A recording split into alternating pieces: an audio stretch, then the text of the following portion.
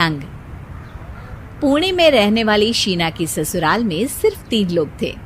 इस वजह से घर में ज्यादा काम नहीं होता था, तो वो दोपहर तक अपना सारा काम खत्म कर लेती थी।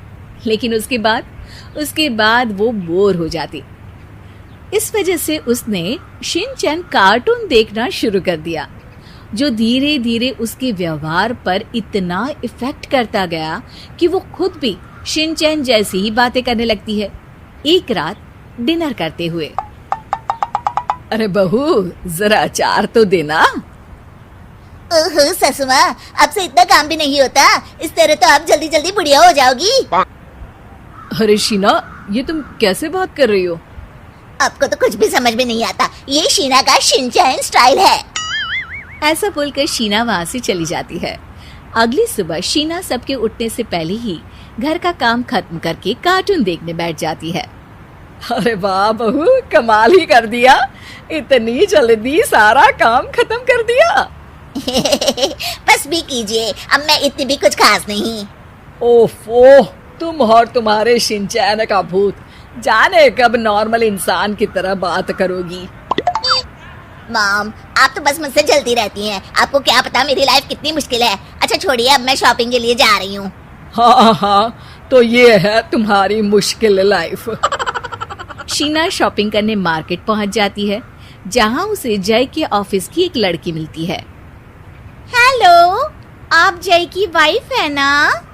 हेलो, मेरा नाम शीना है। मैं 26 साल की हूँ और मुझे शिमला मिर्च बिल्कुल भी पसंद नहीं है, पर शिमला जा सकती हूँ। हाँ।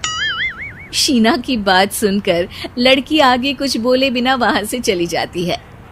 कमाल है, आजकल के बच्चों को इंटेलिजेंट लोगों से बात करना आता ही नहीं। शीना शॉपिंग करके घर वापस आती है, जहां सास और जय साथ बैठकर आइसक्रीम खा रहे होते हैं। मैं कितने मतलबी लोगों के बीच रह रही हूँ। एक छोटी प्यारी बच्ची के बारे में सोचे बिना सब आइसक्रीम खाने बैठ गए। अब इतना नाटक करने की जरूरत नहीं है। तुम्हारी आइसक्रीम फ्रिज में रखी है, खा लो। आइसक्रीम, मैं आ रही हूँ। इसी तरह दिन बीतते हैं। अभी तक तो घर में सारे लोग शीना की हरकतों से परेशान हो चुके होते हैं। एक शाम उनके घर पड़ोस के अंकल आते हैं, जिन्हें देखते ही शीना बोल पड़ती है। हेलो अंकल, आज आप यहाँ?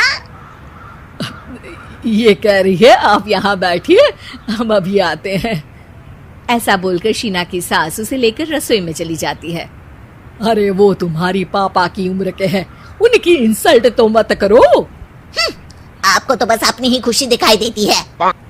शीना के ऐसे बोलने पर सास हैरान रह जाती है और शीना बाहर आकर अंकल से कहती है, तो अंकल, आज आप क्या लेने आए हैं? या फिर बस सासू माँ को देखने का बहाना चाहिए? वैसे ये इतनी भी अच्छी नहीं है, पूरा समय मुझे डांटती रहती है और कभी कभी तो खाना भी नहीं देती। अंकल हैरानी से उसकी ओर देख रहे हैं। तभी उसकी सास वहाँ आती है। अरे शीना, इतना झूठ मत बोलो, मैंने कब तुम्हें खाना नहीं दिया? अरे ऐसा बोलोगी तो तुम्हें आज रात का खाना सच में नहीं मिलेगा। देखा, मैंने कहा था ना, बच्ची पर जुल्म करती है। आप मुझे अपने घर ले चलो अंकल। इस तरह दोनों सास बहू में तू मैं शुरू हो जाती है, जिसे देख अंकल तो डर कर भाग जाते हैं, लेकिन वो दोनों चुप ही नहीं होती। रात को जय के घर वापस आने पर सास उसे शीना की सारी बात बताते हुए कहती है, अरे इसके सर से कार्टून का भूत तो उतारना ही पड़ेगा। मौका या वक्त कुछ देखती ही नहीं, बस बकवास शुरू कर देती है। बात तो आपकी सही है, पर क्या करेंगे? अरे कार्टून देखकर ऐसी बनी है तो इसकी कार्टून ही बंद कर दो। हाँ, कार्टून बंद करके कुछ समझदारी वाली चीजें दिखाते हैं। जियोग्राफी दिखाना शुरू कर दूं ना, क्या पता कुछ अकल आ जाए। हाँ, नाइस आइडिया माँ। इस पर जय केबल टीवी पर ज्योग्राफी छोड़कर बाकी सारी चैनल बंद करवा देता है, पर शीना भी किसी से कम नहीं होती। ओहो पतिदेव, अपने आप को बहुत स्मार्ट समझते हो। शीना मोबाइल पर YouTube ऑन करके उस पर शिनचैन देखने लगती है।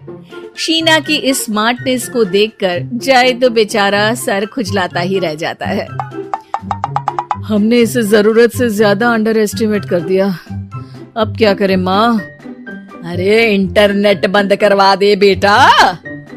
शीना को कार्टून की दुनिया से बाहर निकाल वापस इंसान बनाने के लिए अब जय इंटरनेट भी बंद करा देता है, जिससे शीना परेशान हो जाती है। सब मेरी खुशी से जलते हैं, पर अब क्या करूं? शीना सोच में पड़ जाती है, लेकिन कोई आइडिया नहीं मिलता, जिस पर मजबूरी में वो ज्योग्राफी देखना शुरू कर देती है। लगता है अब कुछ ही दिनों में इसके सिर से शिनचैन का भूत उतर ही जाएगा। हाँ बेटा, उम्मीद तो यही है। दिन बीतते हैं और घर में सब शीना के बोलने का इंतजार करने लगते हैं, लेकिन शीना टीवी में ऐसी खो जाती है कि उससे पूछे सवालों का हाँ या ना के अलावा और कुछ जवाब ही नहीं देती।